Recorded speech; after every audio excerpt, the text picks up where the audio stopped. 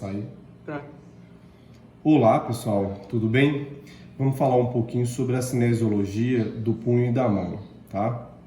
Para começar, a articulação, né, que a gente vai ter aqui, a primeira articulação que a gente caracteriza como articulação do punho vai ser a relação entre o rádio e a ulna. Nós já falamos dela quando falamos do antebraço. A gente vai ter lá em cima, na altura do cotovelo, a articulação rádio-ulnar proximal, e aqui na altura do punho a gente vai ter a relação entre a parte distal do rádio e a cabeça da ulna, onde nós vamos ter a articulação rádio-ulnar distal aqui, né, no punho, e rádio-ulnar proximal lá na altura do cotovelo, tá? A primeira articulação, então, que vai estar aqui na região do punho mesmo, vai ser a superfície distal do rádio, tá? Onde a gente tem o limite aqui numa pontinha de osso, que vai ser o processo estiloide do rádio, e o limite na ulna vai ser essa pontinha de osso aqui, onde a gente vai ter o processo estiloide da ulna, tá? Porém, a ulna, como a gente pode observar, o rádio ele chega um pouco mais distal e a ulna ela fica um pouco mais para proximal. A ulna ela não abaixa completamente aqui para poder fazer relação com o punho. Então nós não temos relação entre a ulna e os ossos do carpo, tá? A primeira articulação então do nosso punho vai ser formada entre o rádio, parte distal do rádio, que vai formar uma espécie de superfície côncava, com dois ossos do carpo. Os dois ossos do carpo vão ser no fundo aqui, quando a gente tem o fundo desses dois tendões, no fundo desses dois tendões aqui, nós vamos ter um osso que vai ser o escafoide, tá? Que vai ser o primeiro osso aqui do carpo. E se a gente fizer uma flexão de punho, o osso mais proeminente aqui que nós vamos encontrar vai ser o osso semilunar. Então, o rádio ele vai se articular com esses dois ossos do carpo, com o escafoide e com o semilunar, formando o que a gente descreve como a articulação radiocárpica, ou articulação do punho mesmo, propriamente dita, tá? Essa articulação aqui, a radiocárpica, ela permite dois planos de movimento, tá? Então, essa articulação, no plano sagital, nós vamos ter o movimento de flexão do punho e o movimento de extensão do punho. Para cada um a gente vai ter aproximadamente 90 graus. E no plano frontal nós vamos ter o movimento de abdução do punho ou desvio radial e adução do punho para baixo aqui ou desvio ulnar, tá certo? Então a gente vai ter a abdução ou desvio radial e a adução ou desvio ulnar. Então a gente fecha aí uma articulação, né, do tipo, a característica dessa articulação, permitindo o movimento em dois planos, tá certo? Da articulação do punho. A partir daí, a gente vai ter as relações entre os ossos do carpo. Então, nós vamos ter o osso escafoide, que vai ser o fundo aqui de uma região que a gente descreve como tabaqueira anatômica. O próximo osso vai ser o semilunar. Imediatamente ao lado do semilunar, nós vamos ter o osso piramidal, tá? Que vai estar aqui. E lá na superfície, na parte anterior da mão, essa pontinha de osso, onde normalmente a gente apoia, né, para poder fazer algum tipo de pressão, a gente vai ter o osso piciforme. Então esses quatro aqui, escafoide, semilunar, piramidal e o piciforme, eles vão formar o que a gente chama de fileira proximal dos ossos do carpo. Esses ossinhos eles vão se articular, né? O escafoide se articula com o semilunar se articula com o piramidal se articula com o piriforme. Essa é a fileira proximal dos ossos do carpo. Logo depois dessa fileira, a gente vai ter o que a gente chama de fileira distal dos ossos do carpo. Então, se a gente acompanhar aqui, ó, a primeira falange, né, a falange distal, a falange proximal, se a gente acompanha aqui o primeiro metacarpo, no final do primeiro metacarpo, a gente vai ter o primeiro ossinho aqui da fileira distal do carpo, que vai ser o trapézio, tá? Se a gente acompanhar os outros dedos, ó, falange distal, média e proximal, o segundo metacarpo, no final do segundo metacarpo, nós vamos ter o segundo ossinho do carpo, que vai ser o trapezoide. Para o terceiro, a mesma coisa, ao final do terceiro, nós vamos ter o captato, e ao final dos dois últimos, nós vamos ter um ossinho que se chama o amato.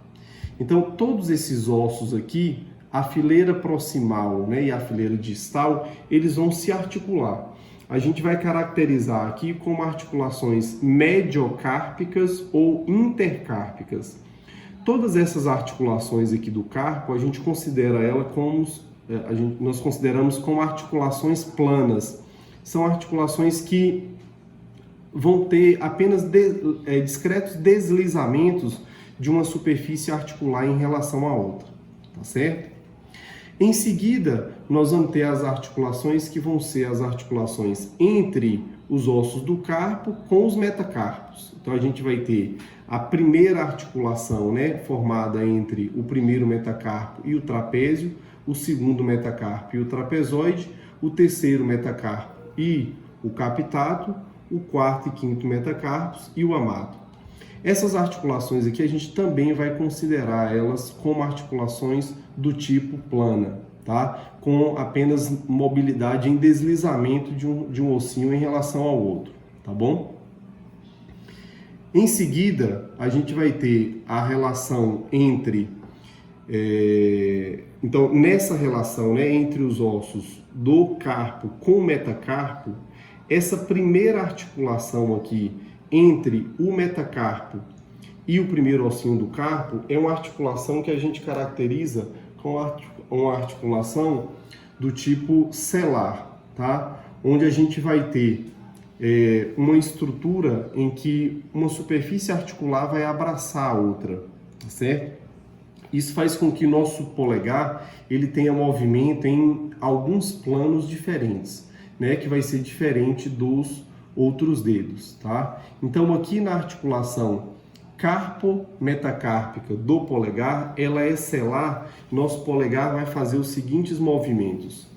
Nosso polegar ele pode fazer o movimento de abdução, pode fazer o movimento de adução, pode fazer o movimento de flexão e pode fazer o movimento de extensão. Além disso, quando o nosso polegar ele vai de encontro com os outros dedos, nós vamos chamar esse movimento de oposição.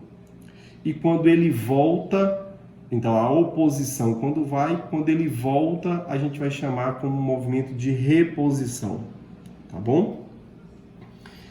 Bom, então essa aqui é uma articulação especial, né, que é a articulação carpo-metacárpica do polegar. Ela vai ter esse conjunto de movimentos. Em seguida, nós vamos ter as articulações formadas entre os metacarpos e as falanges. Então, nós vamos ter o primeiro metacarpo, né, aqui a gente vai ter, né, o primeiro metacarpo com a primeira falange, o segundo metacarpo com a primeira falange do segundo dedo, o terceiro metacarpo com a primeira falange, né, do terceiro dedo e assim sucessivamente. Essas articulações, a gente caracteriza as articulações metacarpo-falangianas como articulações do tipo condilar.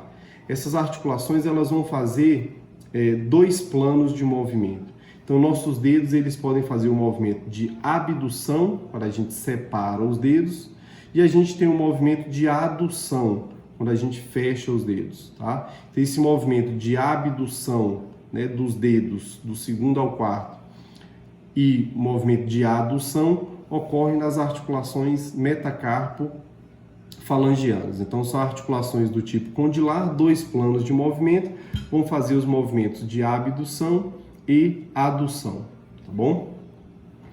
E em seguida, nós vamos ter as articulações interfalangianas, tá? Então, nós vamos ter, no primeiro dedo, a gente só tem uma interfalangiana, porque vamos ter só a falange distal e a falange proximal.